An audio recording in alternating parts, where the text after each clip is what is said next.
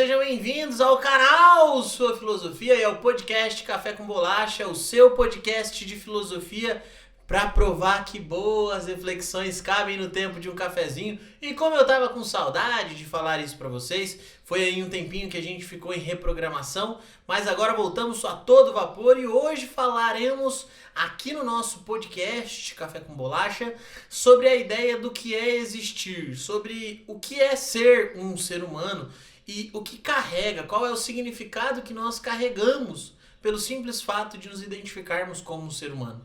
Beleza? Antes de continuar, deixa seu like aqui e se inscreve no canal para você sempre receber as notificações dos novos vídeos. Demorou? Galera, eu quero refletir hoje com vocês sobre uma ideia muito interessante, que é o que nos diferencia das coisas. Por exemplo, eu te mostro o meu celular e você sabe que o meu celular tem algo fixo, tem algo pronto que é o seu significado. O celular serve para aquilo e ele pode, no máximo, chegar até o para que ele foi planejado, correto? No entanto, quando nós olhamos para o ser humano ele não tem essa significação pronta. Ele não possui um rótulo, um manual de instruções que nos dá a exata dimensão de até onde podemos ir ou o que podemos fazer. É claro que possuímos limitações físicas e ninguém vai ser ousado ao ponto de sair por aí tentando voar. Você sabe que não dá.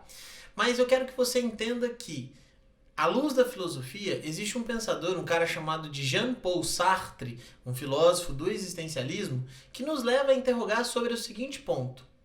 Será mesmo que nós, seres humanos, temos algo a ver com as coisas ou nós temos um passo de distância? Ou nós temos uma larga diferença? E é claro que essa larga diferença é a resposta correta.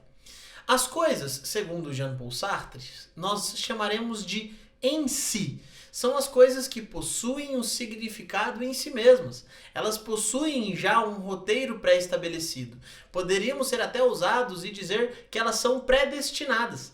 Ao criarmos um lápis, sabemos que esse lápis ele vai ser um lápis e ele vai ser no máximo um lápis e o significado dele de lápis não vai ser transcendido, tendo em vista que o lápis não tem consciência dele mesmo. O lápis foi apenas criado e ele executa a função, nem por vontade própria. Correto? Só que quando nós falamos do ser humano, o ser humano ele é o que nós chamamos de para si. Os objetos, né, as coisas, enfim, são em si, com o significado pronto, mas nós somos para si porque construímos o nosso significado ao longo da existência. É importante pensar aqui no que significa ser o para si. É para si porque eu consigo olhar para mim mesmo, então eu, Antônio, olho para mim mesmo, eu consigo me identificar, e aí tanto no espelho, mas também na minha consciência, no meu autoexame, eu consigo olhar para mim mesmo. Então aí eu sou um para si por conta disso, porque eu tenho a capacidade de olhar e me perceber.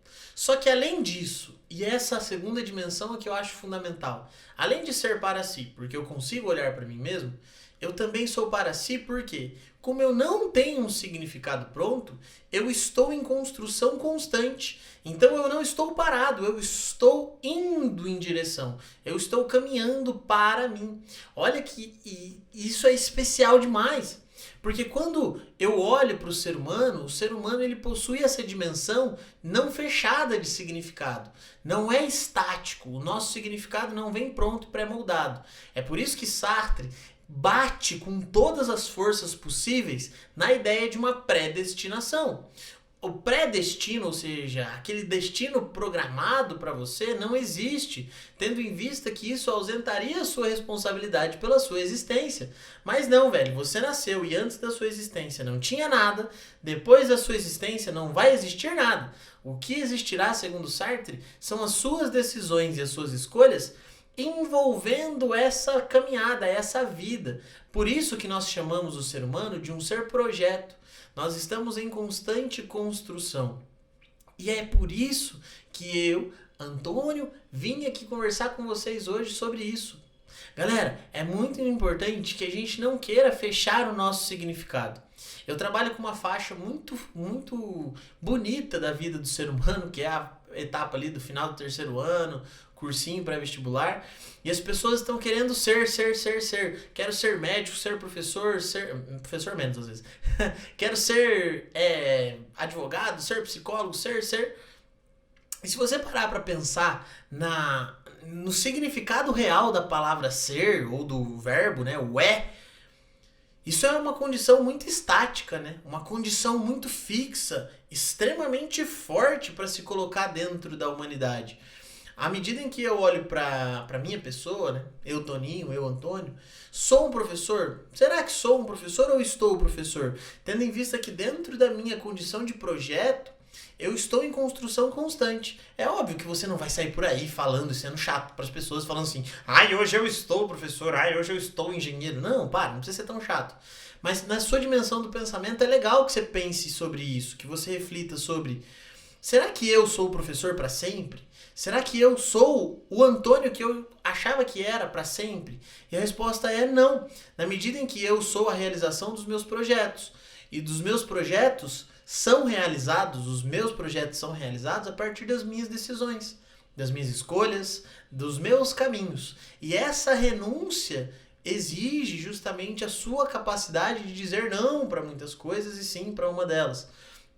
E é nessa realização que você adquire o real significado da sua própria existência. A sua existência, então, ela não é predestinada, mas ela tem um destino construído. E esse destino construído é construído por você. Não há outra pessoa que é responsável pela sua construção. A construção é a responsabilidade do sujeito, do existente, aquele que é para si, que pensa na sua existência e que caminha para ela. Por isso, não tente fechar a sua existência. E o que seria fechar a existência aqui? É cessar com o seu significado. Acabar com o seu significado. Acreditando que definir um verbo colocaria em você uma condição de felicidade.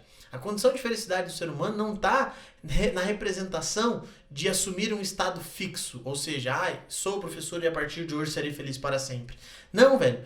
Por quê? Justamente a ideia da consciência, o olhar para si, esse perceber-se, faz com que você se entenda enquanto um sujeito para si, enquanto um ser para si, enquanto um projeto.